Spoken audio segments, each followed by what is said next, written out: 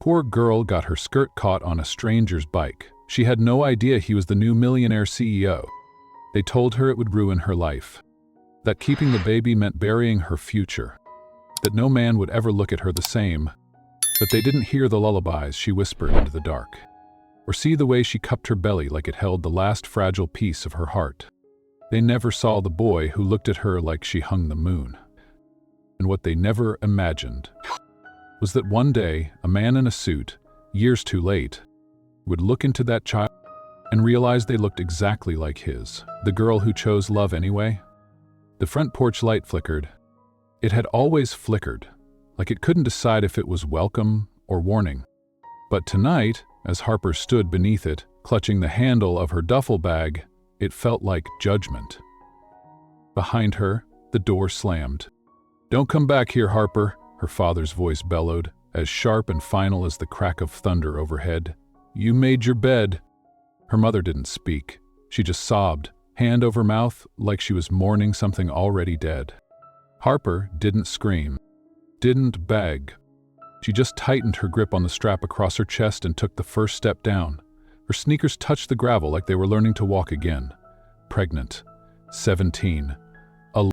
The baby kicked, faint but sure. A reminder. Not of what she'd lost, but what she was still holding on to. Just 4 months earlier, she'd believed in forever. Jesse Wolfe had kissed her beneath the Friday night bleachers and said he couldn't imagine a future that didn't have her in it. They'd talked about dorm rooms and road trips, of apartment walls covered in Polaroids in a coffee shop they'd run together someday.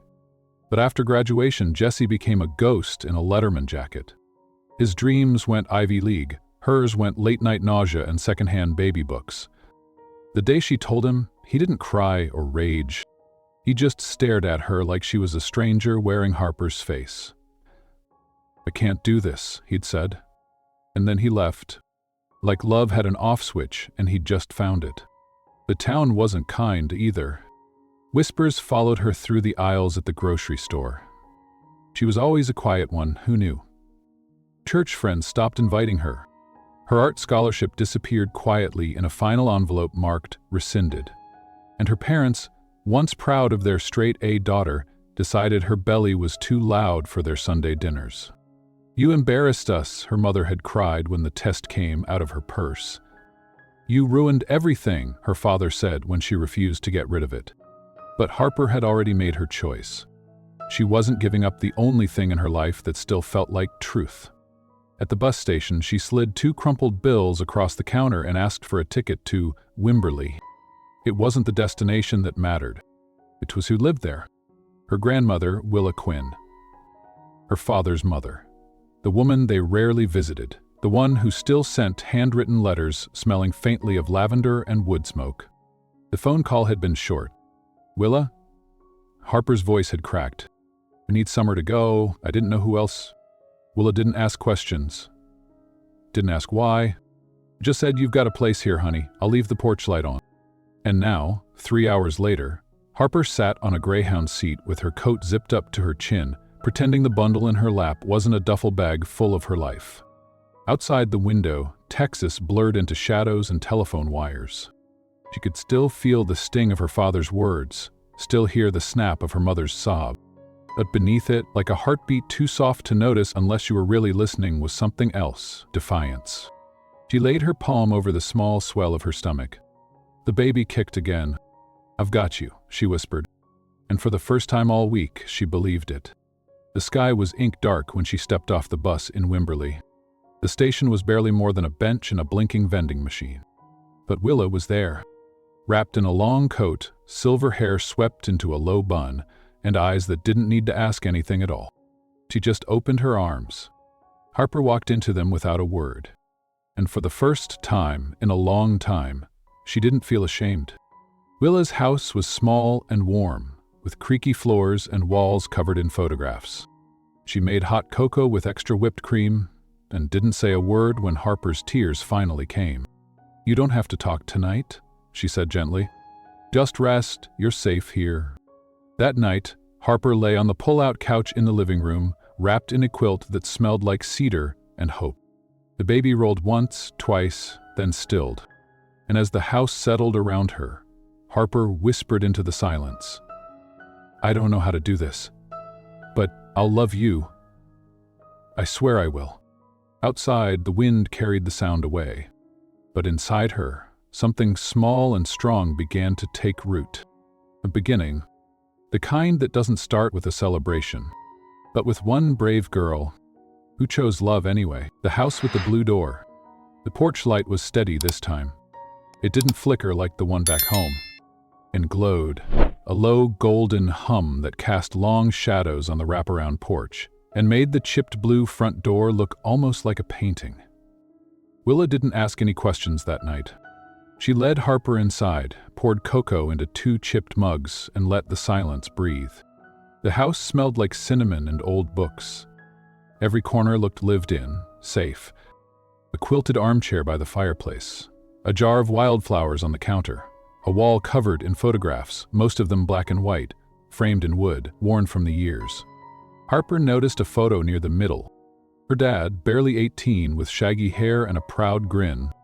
Beside him, a much younger Willa, laughing so hard her eyes were closed. "Thought was before," Willa said softly, following Harper's gaze. "Before he stopped letting people in." Harper swallowed. "He didn't even look at me when he said the words, like I was just gone." Willa nodded, easing into her chair. "Sometimes people think being right matters more than being kind. I learned a long time ago, when someone throws you out, it says more about them than it does about you." Harper didn't answer, but she tucked that truth deep inside. She moved into the guest room the next morning. The mattress dipped like a memory, but the sheets were clean, and the window faced the sunrise. Harper ran her fingers over the windowsill, where someone had etched initials. She smiled faintly. Maybe Willa once had a love story too. Every morning after that, Harper woke before the sun and helped Willa in the garden. They picked tomatoes and clipped herbs, worked in silence until the birds began their songs. It was the only time Harper felt her breath return to her chest without force. She didn't talk much about Jessie, or the way her mother cried like a woman at a funeral. She just worked, ate, and scribbled poems in a notebook Willa had left on the nightstand, with a note, "In case you need to get anything out." 3 weeks passed. Then, one night in late July, the baby came. It started with a pressure Harper couldn't ignore, then a sharp twist that stole her breath and bent her over the sink. She called out once, and Willa was there. No panic, just motion. She grabbed a bag already packed, just in case, and drove with one hand on the wheel and the other holding Harper's. "You're stronger than you know," she whispered, as the hospital lights came into view. Hours blurred into pain and sweat and curses Harper hadn't known she remembered. She was scared, shaking, but Willa never left her side. "Just keep breathing, sweetheart. He's almost here." Then, he was. A tiny cry, wet, angry, alive, and then warmth. A heartbeat pressed to hers. A silence that felt like reverence. Harper looked down at him, his shock of dark hair, his wrinkled fists, the way he clung to her skin as if he'd always known her. Her voice cracked when she whispered, "Rowan." Willa leaned in, brushing a damp strand from Harper's forehead. Strong name for a strong boy. Back at the house, the blue door welcomed them home. Willa had made a sign out of old yarn and cardboard. "Welcome, Rowan." Harper cried when she saw it. The first night, Rowan wouldn't sleep unless her heartbeat was near. So Harper sat up in bed, wrapped him in a soft flannel blanket, and hummed lullabies into the stillness. She didn't feel like a mother. She felt like a girl playing house with real stakes. But every time she looked at him, something fierce bloomed in her chest. She traced his face in the moonlight, her voice raw and trembling. "I don't have much, but you'll never go without love." That week, she brought out the old coffee can Willa kept in the pantry. She washed it, labeled it with a permanent marker. Rowan's future. Every tip she made at the diner would go in there. Every crumpled dollar, every coin, every sacrifice. Because Harper didn't know what tomorrow would look like. But she would make sure her son had the kind of choices she never did. And as summer melted into fall, the blue door became more than an entrance. It became a promise, a symbol that no matter how broken the world had left her, Harper had chosen love, and love had made room. Chapter 2. Diner Dreams and Coffee Cans. The coffee burned her fingers, but she didn't flinch. Harper balanced the tray like a lifeline, weaving between cracked booths and half listening to orders called out in tired drawls. "Refill, sweetheart." "Hold the onions." "Extra ranch, always extra ranch." She nodded, smiled faintly, and moved on. Nobody here asked questions. Not about the dark circles under her eyes or the stretch marks beneath her apron. She was just another waitress with a ponytail and a tired smile. And that suited her fine. Tips weren't great, but they were something. A folded 5 here, a handful of coins there. Every dollar slipped into the tin can she kept in her closet. She'd labeled it with a Sharpie, Rowan's future. Because that's what every shift was for. Not escape, not freedom. Just a future. For him. Willa picked up Rowan in the afternoons, and when Harper got home, her hands aching and her shoes sticking with syrup, she'd find them on the porch swing. Rowan's laugh was the kind that could melt rusted hinges. Willa said he had Harper's eyes. Harper wasn't sure. All she knew was that when he reached for her, everything else faded. One night, as she was counting tips at the kitchen table, Rowan toddled over with a crayon-clutched fist. "Draw, Mama," he said, and she looked at the page. A round face, wild hair, and a giant heart in the middle. She didn't cry. She just kissed his forehead and whispered, "Maybe I'm doing something right."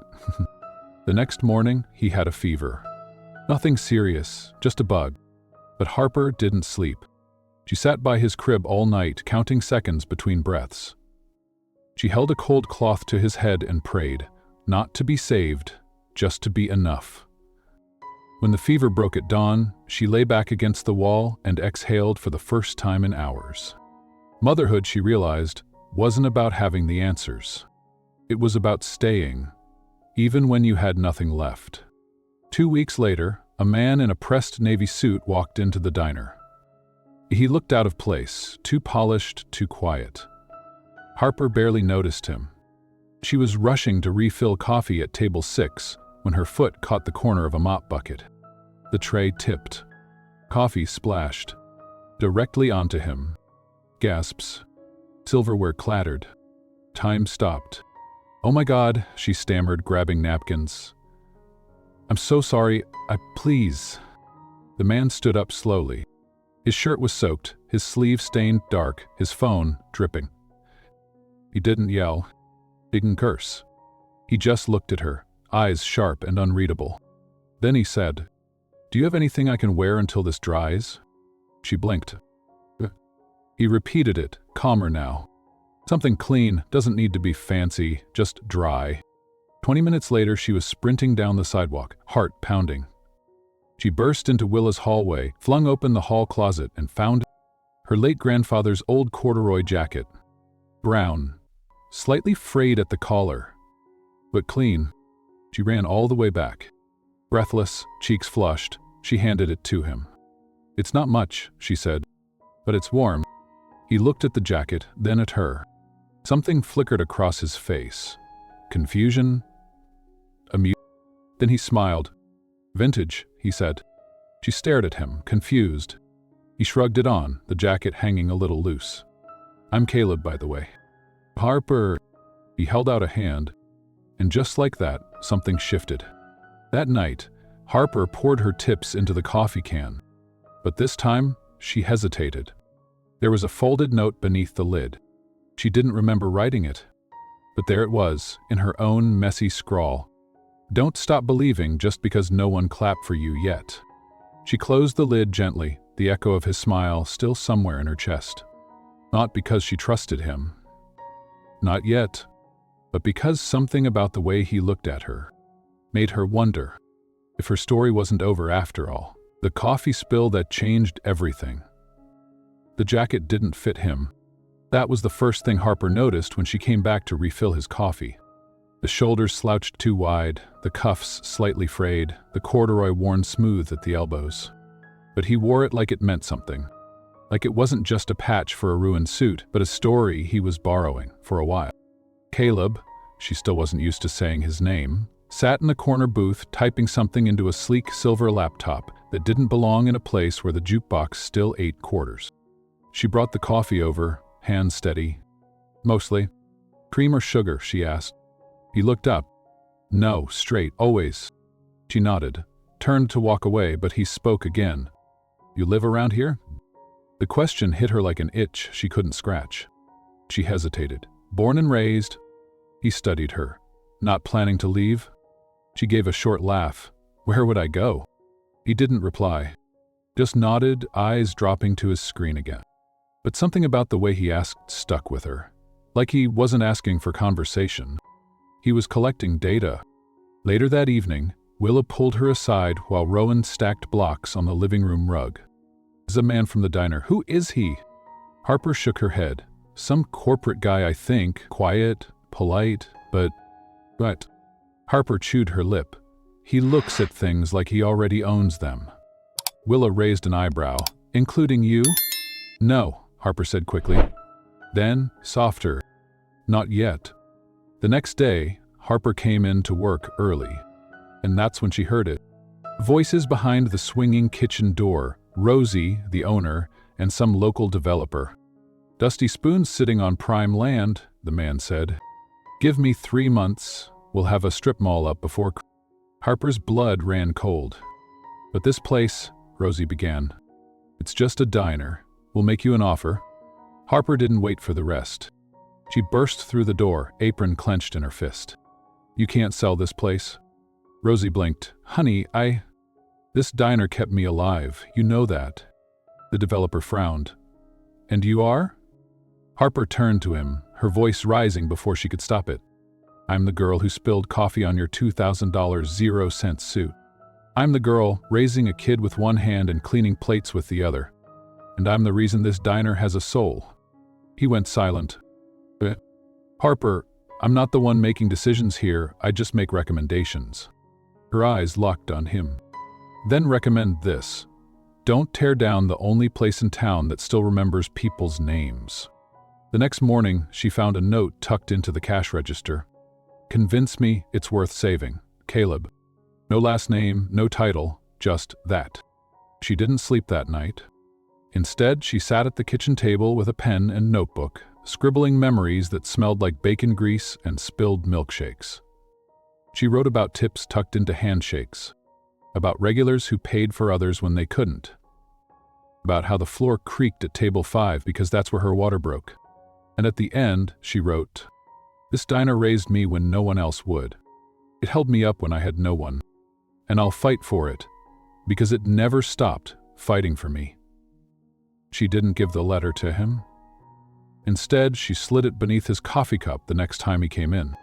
He didn't say anything as he read it. Didn't smile. Didn't frown. She just folded it neatly and tucked it into the inside pocket of that old corduroy jacket. Then he looked up at her. "Pull more coffee," he said quietly, "and maybe a second chance for the girl who doesn't run." Harper didn't answer. She just poured the coffee and walked away. But in her chest, beneath the bruises and the quiet, something stirred. Not hope, not yet, but the feeling that maybe, just maybe, this story had more chapters to write. Chapter 4, Strip Malls and Stolen Futures. She didn't plan to walk into his office, not with her hair still damp from Rowan's bath, not with borrowed boots and a blouse missing 2 buttons. But something about the arrogance in that folded letter, "Convince me," made her heart pound louder than her doubt. So she did it. She walked into the Maddox development trailer, dirt clinging to her soles and fire crackling behind her ribs. The receptionist blinked. "Do you have an appointment?" "No," Harper said. "But I have something better." She held up a crumpled receipt. "Rowan's preschool tuition. That's what I'm fighting for." He was at the back, seated at a clean metal desk, shirt rolled at the sleeves, hair too perfect for a man who claimed to understand small towns. He looked up and, somehow, not surprised. "Harper Quinn," he said. Like her name was a puzzle he'd been solving in secret. She didn't sit I heard your people are offering Rosie a buyout. Caleb closed his laptop. That's true. You said to convince you the diner's worth saving, she said, voice steady. So, I came to tell you, if you level that place, you're not just building a strip mall, you're erasing people's second chances. He didn't respond right away. She just looked at her, eyes narrowing, not in anger, but something closer to interest. I read your letter, he said. And it made me want to see you angry in person. Harper flushed. Is this a joke to you? He stood slowly, walked around the desk, and leaned back against the edge. I've torn down a lot of buildings, he said. Never met anyone who fought for one like it was family. She stepped closer, heart hammering.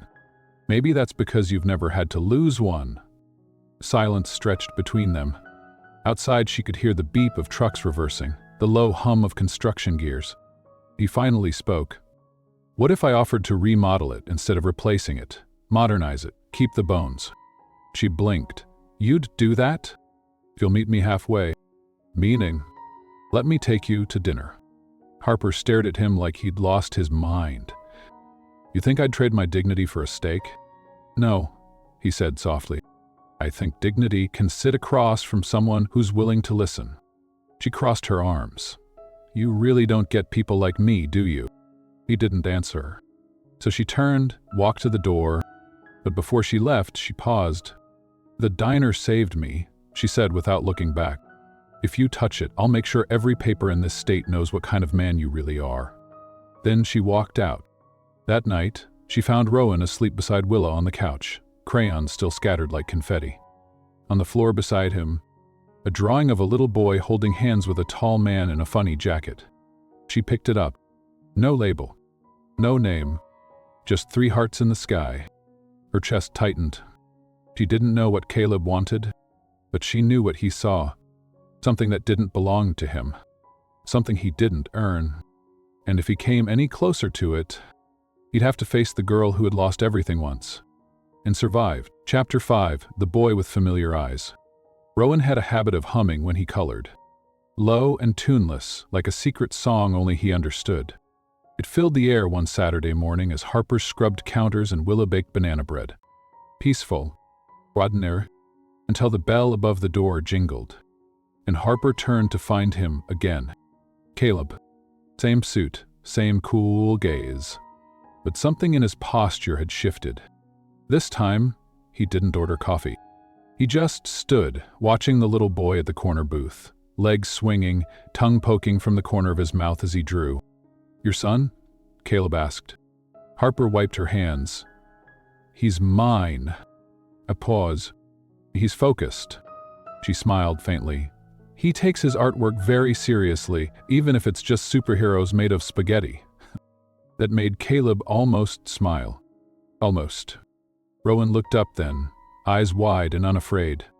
Are you the man who likes coffee with no sugar? Caleb blinked. Guilty? Rowan nodded, satisfied. Mom says that means you're stubborn. Harper coughed. Rowan. But Caleb laughed. A real one. Not polished, not rehearsed. I've been called worse. Rowan grinned. Want to see my rocket ship? Before Harper could object, her son was tugging Caleb's sleeve, pulling him toward his booth, pointing at squiggles that resembled space and stars. Caleb crouched beside him, asking questions, real ones. He listened as Rowan explained why aliens wear boots and how black holes are like vacuum cleaners. Harper watched from the counter, and something flickered. Not attraction, not quite. Recognition. Like 2 parts of her world that had never touched were now somehow folding in. After Caleb left, with a crayon sketch of a green alien tucked in his coat, Harper stood in the doorway, heart caught in her throat. She hadn't planned on letting him in. But Rowan had. Without fear, without hesitation, like he already knew. That night, Harper sat beside Willa, watching the old clock tick. He's not like Jesse, Harper said finally. Willa raised an eyebrow. No one is, but what makes you say that? He listens. Willa nodded. And you're scared that if he listens too long, he'll hear the parts of you you've worked hard to hide. Harper didn't answer, because that was exactly it. Meanwhile, across town, Caleb stood in a hotel room staring at an old photograph tucked into his wallet. It was faded, years old. Two brothers, side by side, arms slung over each other.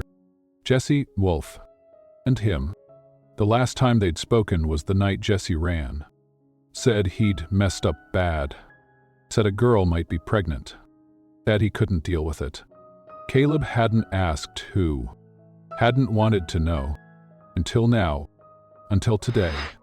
Because that boy, Rowan, same eyes, same laugh, same stubborn tilt of the chin. Caleb sank into the edge of the bed, the photo still in hand, a single thought pounding in his chest. That's my brother's son. But if that was true, what did it make him? Chapter 6. The Woman Who Didn't Chase. He came back. Twice, in 1 week. Then again on a Wednesday. Always ordered the same thing, coffee, black, no sugar. But each time, Caleb lingered longer, sitting in the same booth, watching the world unfold around Harper as if he didn't want to blink and miss something. He didn't flirt, didn't flatter. He didn't try to buy her time with tips or charm. He just asked small questions in the quiet space between rushes. How long have you been working here? What's Rowan into this week? Do you still draw?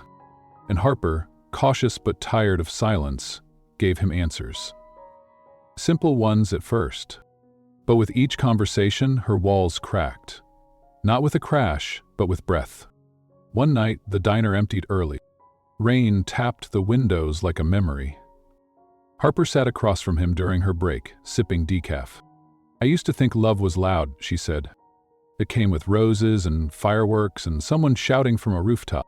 And now, he asked. She looked at her hands. Oh, I think it's the person who notices when you're too tired to refill your own coffee.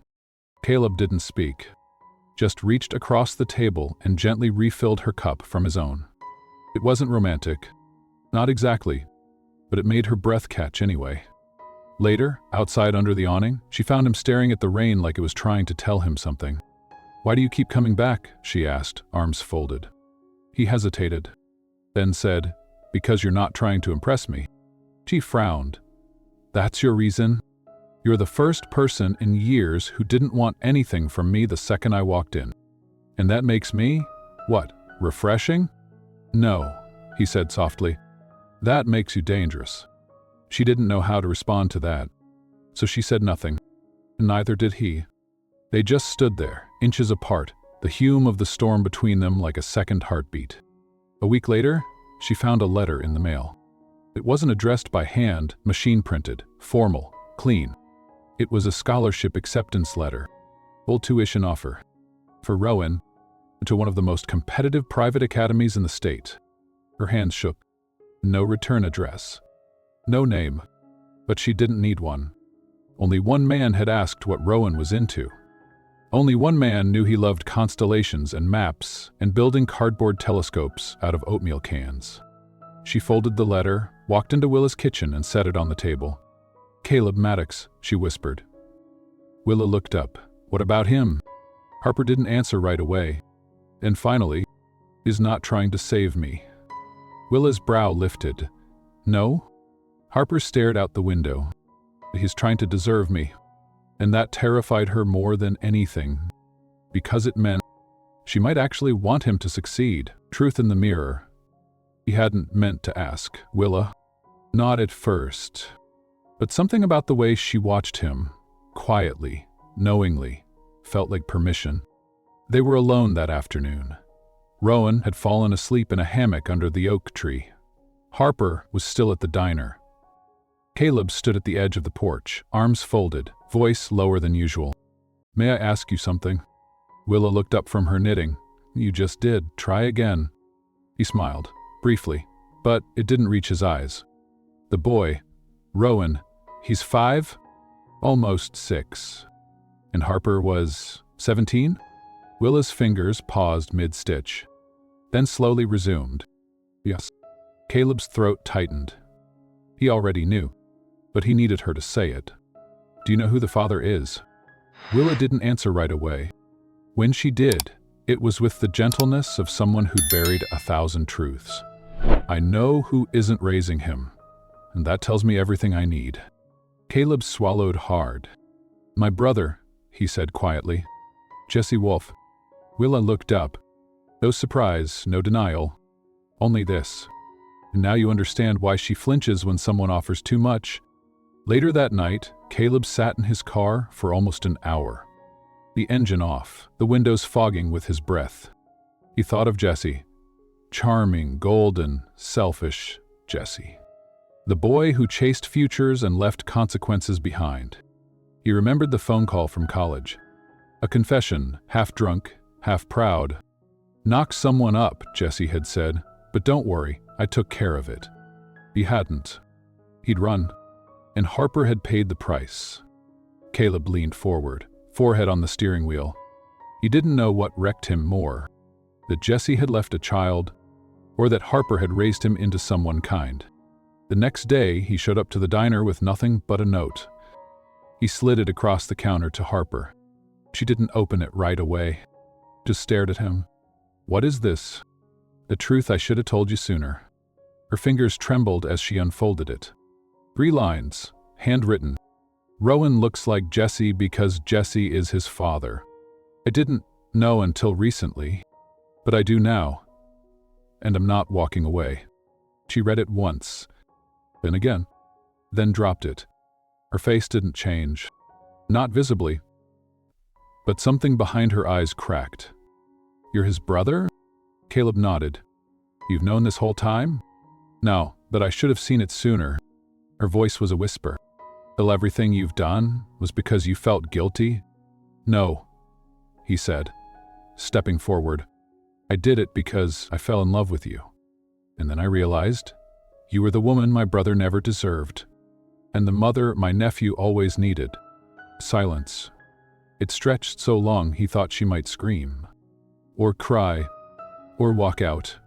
But Harper just looked at him, and then, in a voice that made his chest ache, You should go. He nodded, left the diner, didn't look back. And that night, Rowan asked why the man with the coffee eyes didn't stop by. Harper kissed her son's forehead and whispered, Because sometimes people leave before they're ready to stay. What the letter said. It started with a crayon. Rowan handed it to her during dinner, his face smeared with spaghetti sauce and innocence. Can you help me spell dreams? He asked. Harper smiled, pulled the notepad closer. What are you writing? Secret, he whispered, but you can peek. Later that night, after he fell asleep curled beside her, Harper unfolded the paper. Dear Santa, I don't need toys this year. Just want Mom to stop crying when she thinks I'm not looking. And maybe someone to hug her back, 'cause I do it, but I think she still feels lonely. Love, Rowan. Her hands trembled. Her chest ached in a place too deep for medicine. She pressed the letter to her lips, let the tears fall silently. Not because she was weak, but because she'd been strong for too long. That night, she sat on the porch swing and stared into nothing. Willa joined her without a word. They sat like that for a while, 2 generations of women who had both known abandonment and who had kept going anyway. Who was honest, Harper finally said. Caleb, about Jesse, about Rowan. Willa nodded. And he didn't run. Harper looked at her, but he didn't stay either. Maybe he thought you needed space. I needed air, Harper said, voice breaking. I needed to breathe without feeling like someone else was deciding how my story ended. Willa put a hand over hers. Then finish the story your way. But don't throw out the chapter just because it hurt to write. The next morning, Harper returned the letter to Rowan's backpack with a sticky note. You already gave me the best gift, baby. You remind me to feel even when it hurts. She packed his lunch, tucked in a fruit snack, and kissed his forehead twice. Then she walked into the diner, tied on her apron, and worked like her heart wasn't broken. Because it wasn't. Not anymore. It was cracked open, which meant something new could grow. That night, there was a knock at the door. Not urgent, not soft. She opened it to find a small cardboard box on the porch. No name, no note. Inside, a ring made of twisted metal and a tiny glass pendant in the shape of a star. It looked handmade, and it shimmered when the porch light hit it. She didn't cry. Not this time. She just whispered, "You're not invisible, Caleb. Not to me." Then she looked up at the sky where stars blinked behind slow clouds. And for the first time in a long time, she didn't feel like she was waiting for something to save her. She was already standing in what she had built with her own 2 hands. And that, she realized, was enough. Chapter 9.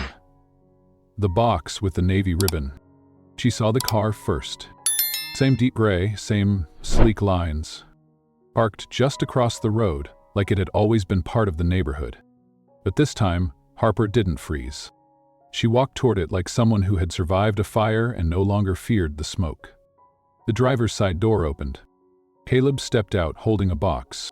Square, simple, tied with a navy ribbon. He didn't offer it immediately. He just held it between them, like a peace offering carved out of silence. "I didn't come to ask for forgiveness," he said. Harper folded her arms. "Good, because I haven't decided if you deserve it." He almost smiled. "I came to say you were right." She blinked. "About what?" "Well, that love shouldn't come from guilt or pity or unfinished business." She waited. And what I feel for you isn't any of those things." He handed her the box. She opened it slowly, not sure what to expect. Inside, a jacket. Brown corduroy. Vintage. The same one she'd given him months ago after the coffee spill. But this time, altered, restitched, relined. A patch inside the collar now read, "Worn, not broken." Her breath caught. Caleb cleared his throat. "I had it tailored. Thought maybe we both deserved to keep the things that saved us." She held the fabric like it was something sacred. Because maybe, in a way, it was. Then he did it. He pulled a small velvet box from his coat pocket, but he didn't open it. Didn't get on one knee. Just held it in both hands like a question. "I'm not asking you to forget what happened," he said quietly. "I'm asking if you'll let me stand beside what you built." Harper stared at him. Long. "I'm not the same girl you met in that diner. I know. I'm tired, I'm protective, and I don't trust easy." "I don't want easy," he said. "I want real." She stepped forward. She took the box from his hands. But instead of opening it, she slipped it into her pocket. "I'm not saying yes," she whispered. Caleb nodded, trying not to show the flicker of disappointment. Then she added, "But ask me again, when you're ready to be the kind of father your brother chose not to be." He stood still for a long time. Then slowly, he reached out and brushed a strand of hair behind her ear. "Then I'll come back, again and again, until the asking becomes part of your story." She looked up. "For Rowan," she said. But he shook his head. "For you," he said. "Always." That night, Rowan found the jacket folded on the kitchen table. He wrapped himself in it, arms far too small, giggling. "Do I look like him?" Harper smiled. "You look like someone brave." And that was the first night in weeks she let herself hope, without fear, Rowan's future. The applause was quiet at first. Then it rose, row by row, heart by heart, as Rowan Quinn stepped onto the stage in his navy cap and gown. Harper stood in the crowd, hands pressed to her mouth. Willa squeezed her shoulder from behind, whispering, "You did it, honey." But Harper shook her head gently. "Come in." Rowan took the microphone, small and confident. "My mom says the stars don't care how we begin," he said. "And they just care that we shine." There were a few soft chuckles. Then stillness. "So, this is for her. And for the diner that gave us pancakes and light. For my grandma who taught me about soil and kindness. And for someone who showed up when he didn't have to, but stayed because he wanted to." In the crowd, Caleb's hand tightened around the edge of his chair. He didn't move, didn't cry, but something broke open in his chest, clean and slow. Rowan turned, found Harper's eyes, and smiled. "Every family starts somewhere," he said. "Ours started with a mistake, but it became a promise." After the ceremony, Harper found a box on her porch. She didn't rush to open it, but when she did, it wasn't a ring. It wasn't money. It was a single, signed document. Rowan Quinn Maddox, full scholarship, Johns Hopkins University, paid in full. No signature, but there didn't need to be one. Inside was also a note, in Caleb's handwriting. You built his wings. I just made sure he had the sky. That night, Harper drove to the diner. It was closed, lights off. But Caleb was waiting outside, in that same jacket. She stepped out of the car, walked slowly toward him. He didn't say anything, just watched her the way he always had, quietly, like she was the only thing in the room that mattered. She pulled something from her pocket. The velvet box. This time, she opened it. Inside, a ring. Simple. Silver. Etched with a single word. Oh. She looked up. I'm ready now, she said softly. Caleb didn't ask for confirmation. He just reached for her hand like it had been his from the start. Later that night, Rowan danced barefoot in the kitchen, holding a mixing spoon like a microphone. Harper laughed. Caleb watched them both like they were gravity itself. And in that quiet, perfect moment, Harper knew she hadn't lost her future. She had raised it. What love built. Rowan's dorm room was small, neat, full of quiet beginnings. Harper stood by the window, watching him unpack one box at a time. Books, socks, a telescope they built from scratch. He didn't say much. Neither did she. Because sometimes, love speaks loudest in silence. Caleb entered carrying the last bag. He set it down gently, looked at the boy he hadn't raised, but who had changed him anyway. You good? He asked softly. Rowan nodded. Then, without warning, stepped forward and hugged him. Tightly.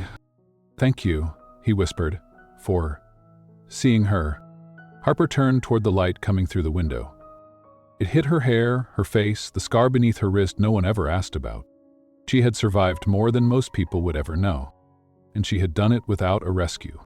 Without a fairy tale. Without a shortcut. But now she was letting herself be loved. Not because she needed to be saved, but because she had become the savior of her own story. Some people will tell you that love is about timing, about chance, about finding the right person at the right time. But sometimes love isn't about who you find, it's about who chooses to stay. Even after they know your whole story. To every woman who's ever been told her worth ended when things got hard. To every mother who whispered lullabies into silence. To every heart who stayed kind through betrayal. Love does not always come easy, but when it's earned, it stays. And it grows into a home, into a future, into something you never have to question again. Have you ever had to build your life back piece by piece? Did someone come back into your life when you least expected it? We'd love to hear your story. Not because you need to prove anything, but because sometimes sharing your strength is how someone else finds theirs. Leave your story below. Someone might need it more than you know.